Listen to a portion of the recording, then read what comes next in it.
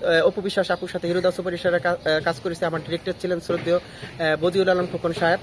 দেখেন, উনি তো কাল সকালে মুভিতে ফার্স্ট টাইম আসছে আমাদের শ্রদ্ধেয় অনেক গুণী অনেক বড় মাপের একজন ডিরেক্টরের হাত ধরে, আমজাদ হোসেন স্যারের ছোট্ট একটা ক্যারেক্টার নিয়ে কিন্তু উনি আসছিল কাল সকালে। সেই সিনেমাটাতে কিন্তু উনি অনেক ভালো অ্যাক্টিং করেছে। তারপরে তো উনার নায়িকা পদচারণা, ওইটার ভিতরে একটা সিন ছিল যে সাকিব ভাই মরে যাওয়ার সিন, আর না ওনার বোন থাকে, মেবি মনে পড়তেছে না, সেখানে ওই সিন ছিল। আমরা শুটিং করতেছিলাম সারা রাত।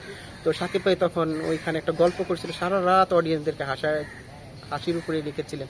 তো অমায়িক ব্যবহার, অমায়িক অ্যাক্টিং, তারপরে জোর করে ভালোবাসা হয় না, ওইটার ভিতরে আমি অ্যাক্টিং করেছিলাম। অপু বিশ্বাস আপুর সাথে হিরোদা সুপার স্টারে কাজ করেছি। আমার ডিরেক্টর ছিলেন শ্রদ্ধেয় বদিউল আলম খোকন সাহেব। তো আমি শাহর আপার সাথে কাজ করেছি ডন নাম্বার 1-এ, তারপরে মাই নেম ইজ খানেও কাজ করেছি। তো অসংখ্য ছবি আমার হয়েছে। তাদের ব্যবহারও আমি আজও পর্যন্ত ভালো পাই এবং দেখলে আমার সাথে হাসি মুখে কথা বলে। এটাই তো, যেমন ধরেন আমাদের আরেকজন গুণী অভিনেত্রী আছে যে নাসরিন আপা, অনেক ক্যারেক্টার আর্টিস্ট, উনি কিন্তু নায়িকাও ছিল। তার সাথেও কিন্তু আমি দেখা হলে একটা ভাই বোনের মতো একটা সম্পর্ক। আমি কার সাথেই না আমার ভালো সম্পর্ক নেই, সবার সাথে আমার ভালো সম্পর্ক আছে। দেখা হলে আমাকে কথা বলে, এটাই তো অনেক বড় পাওয়া। আমি শিল্পী হিসাবে আমার প্রাপ্তি। আমি অপু বিশ্বাসের মাই নেম ইজ খান করেছি, হিরোদা সুপারস্টার মুভিতে কাজ করেছি, তারপরে আরো কয়েকটা মুভিতে কাজ করছি। আরেকটা মুভিতে কাজ করলাম, কি জানি, ওই যে সুলাইমান আলী লেবু ভাইয়ের একটা কাজ করছি, জয় চৌধুরী আর অপু বিশ্বাস, ওই সিনেমাটাতে কাজ করেছি। দেখেন, উনি তো কাল সকালে মুভিতে ফার্স্ট টাইম আসছে আমাদের শ্রদ্ধেয় অনেক গুণী অনেক বড় মাপের একজন ডিরেক্টরের হাত ধরে, আমজাদ হোসেন স্যারের ছোট্ট একটা ক্যারেক্টার নিয়ে কিন্তু উনি আসছিল কাল সকালে। সেই সিনেমাটাতে কিন্তু উনি অনেক ভালো অ্যাক্টিং করেছে। তারপরে তো উনার নায়িকা পদচারণা, তার অ্যাক্টিং আমার বরাবর ভালো লাগে। এবং কি বলবো, যে অনেক ভালো একজন গুণী একজন মানুষ, এবং তার অমায়িক ব্যবহার আমি পেয়েছি কাজ করতে গিয়ে। যেমন হিরোদা সুপারস্টার ফার্স্ট টাইম যখন আমি কাজ করতে যাই, ওই মুভিতে যখন আমার শর্ট ছিল আনসার ক্যাম্প সখীপুরের ভিতরে, উনিও স্টুডেন্ট থাকে, আমিও কলেজ স্টুডেন্ট থাকি। আমার শ্রদ্ধেয় গুণী ডিরেক্টর ছিলেন বদিউল আলম খোকন সাহেব। তো ওই সিনেমাটা করতে গিয়ে ওনার সাথে ভালো একটা বন্ডিং ছিল এবং ভালো বিহেভ পেয়েছি আমি।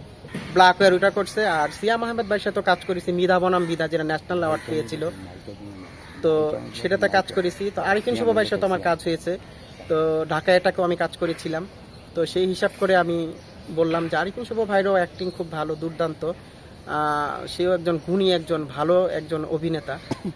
তো ওইটার ভিতরে একটা সিন ছিল যে সাকিব ভাই মরে যাওয়ার সিন, আর না ওনার বোন থাকে, মেবি মনে পড়তেছে না, সেখানে ওই সিন ছিল। আমরা শুটিং করতেছিলাম সারা রাত। তো সাকিব ভাই তখন ওইখানে একটা গল্প করছিল, সারা রাত অডিয়েন্সদেরকে হাসির উপরে লিখেছিলেন। তো অমায়িক ব্যবহার, অমায়িক অ্যাক্টিং, তারপরে জোর করে ভালোবাসা হয় না, ওইটার ভিতরে আমি অ্যাক্টিং করেছিলাম। তো ওটা হচ্ছে শাহাদান লিটন ভাইয়ের মুভিটা। ওটা তো সাকিব ভাইয়ের অ্যাক্টিংটা দুর্দান্ত হয়েছে এবং অমায়িক ব্যবহার তার আমি দেখতে পেরেছি। এবং আসলে উনি মানুষকে অনেক হাসাতে পারে এবং খুব অমায়িক, তার অন্তরস্থল থেকে আমি কথাগুলো বলতেছি। তার সাথে যে মিশে একমাত্র সেই জানে তার অমায়িক ব্যবহারটা কিরকম। কেন আমি লিডার, আমি বাংলাদেশেও কিন্তু আমি আমার সাকিবের কোয়ার্টিস্ট হিসেবে পেয়েছি বুবলি আপু। ওই ছবিরও তো চায়ের দোকানের করিমামা ক্যারেক্টারটা প্লে করেছি আমি। ওইটার নায়িকাও কিন্তু বুবলি আপা, সর্বশেষ মুভি। হ্যাঁ, লিডার আমি বাংলাদেশে আমি অভিনয় করেছি, আমি করিমামা হিসেবে। তো বুবলি আপাকেও কিন্তু সেখানে আমি দেখতে পেয়েছি, খুব ভালো অভিনয় করে, দুর্দান্ত পারফরমার। তার ওয়েব সিরিজগুলো আমার ভালো লাগে এবং বুবলি আপার সাথে তো আমি কাজ করেছি অনায়াসে। বুবলি আপা ও অমায়িক, দুজনকে আমার ভাল লাগে। ক্যারেক্টার আর্টিস্ট, আমার ক্যারেক্টার চরিত্রটার নাম হচ্ছে আরিফিন। সেই সিনেমাটা আমি শেষ করলাম গত 5 দিন থেকে, ওখানে কাজ করে আসলাম। আর আরও কিছু কাজ আমি করছি। আমার ইতিমধ্যে আরও কিছু কাজ আমার রিলিজিংয়ের অপেক্ষায় আছে এবং আমার অসংখ্য কাজ রিলিজ হয়েছে এবং টিভিসি থেকে শুরু করে এই আর কি চলতেছে। সামনে আরও কিছু কাজের কথা চলতেছে আর কি আমার। আপনি কোন কোন নায়কের সাথে অভিনয় করছেন? আমি সাকিব ভাইয়ের সাথে অসংখ্য মুভিতে আমি অ্যাক্টিং করেছি।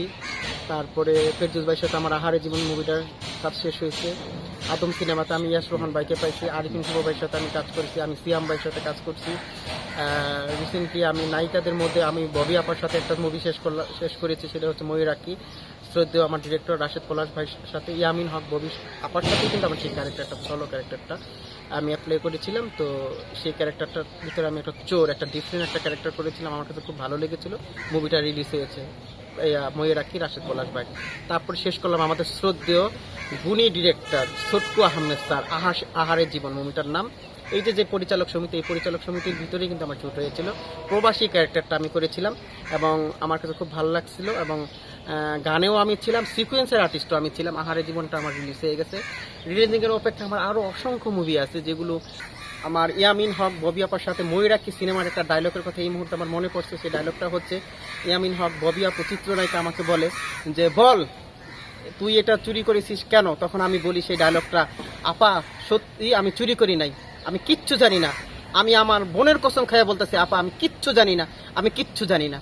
এই ডায়লগটা আমার ববি আপার সাথে ছিল এবং মজার একটা ডায়লগ। তখন সে বলে, শালা সারা জীবন শুনছি বাপের কসম মায়ের কসম, আর তুই বলছিস তোর বোনের কসম, একেবারে তোরে গুলি করে মেরে দেবো। এই ডায়লগটা আমার ছিল।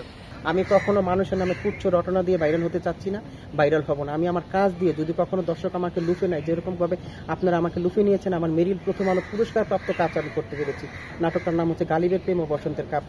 এরকম বিগত দিনে করে আসি যে কাজগুলো, এর চেয়ে তো আরো ভালো বেটার কিছু দিতে চাই, যে আমি একজন শিল্পী হিসেবে ওইভাবে আমি ভাইরাল হতে চাচ্ছি। তো অন্য কেউ, আমি একটা কথাই বলবো, আমাদের পরে যারা আসবেন বা যারা আমাদের আগে আসছেন তারা তো অনেক লিজেন্ডারি, আর এখনো যারা কাজ করতেছেন, আমি একটা কথাই বলবো যে দেখেন, কাজকে মনোযোগ দেন, কাজকে ভালোবাসবেন, কাজই আপনাদেরকে ভাইরাল করে দিবে। যে আপনি ইউর এম ইন লাইফ, মানে তোমার জীবনের লক্ষ্য কি, এটা কিন্তু সে পৌঁছে দিবে। সে কাজের মাধ্যমে কিন্তু আপনি ভাইরাল হয়ে যাবেন।